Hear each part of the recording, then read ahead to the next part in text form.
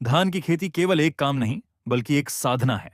इस कहानी को हम 4 मुख्य चरणों में बांटेंगे, जो एक किसान के पूरे अनुभव को बयां करेंगे।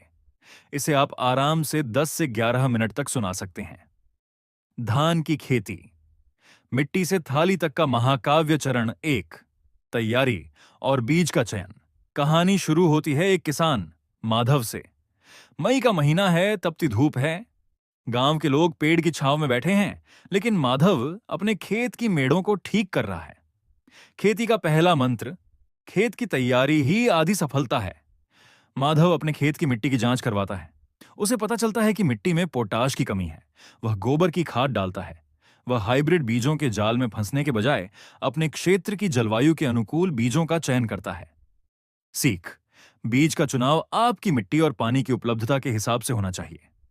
चरण 2, नर्सरी, स्वेइबोन पनीरी और रोपाई। जून की शुरुआत में पहली मानसून की बौछारें पड़ती हैं। माधव नर्सरी तैयार करता है। नर्सरी के लिए वह ऊंची और समतल जगह चुनता है। जब पनीरी 20 से 25 दिन की हो जाती है तो मुख्य खेत में रोपाई का काम शुरू होता है। यह सबसे मेहनत भरा काम है। माधव यहां लाइन से रोपाई, लाइन सोइंग साई की तकनीक अपनाता है। वह पनीरी को कतारों में लगवाता है ताकि हर पौधे को बराबर धूप और हवा मिले। सीख, कतारबद्ध रोपाई, system of rice intensification, SRI तकनीक न केवल उपज बढ़ाती है, बल्कि निराई गुड़ाई को भी आसान बनाती है। चरण 3, पोषण, पानी और सुरक्षा। धान को पानी का प्रेमी कहा जाता है, लेकिन माधव एक समझदार किसान है। वह खेत को तालाब बनाने के बजाय मिट्टी में नमी बनाए रखने पर जोर देता है। अगस्त का महीना है। फसल में कल्ले, टिलर्स फूट रहे हैं। इस समय खाद का प्रबंधन बहुत जरूरी है। माधव नाइट्रोजन, फास्फोरस और पोटाश का सही संतुलन NPK देता है। वह बाजार में बिकने वाली महंगी दवाओं के बजाय नीम के तेल का छिड़काव करता है, ताकि मित्र कीट फसल को नुकसान न पहुंचाएं।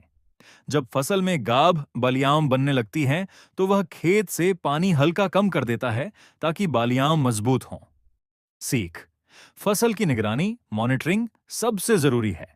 हर 3 से 4 दिन में खेत का चक्कर लगाना आपको किसी भी बीमारी के आने से पहले आगाह कर देता है। चरण 4, कटाई, मढ़ाई और भंडारण। अक्टूबर की सुनहरी दोपहर है।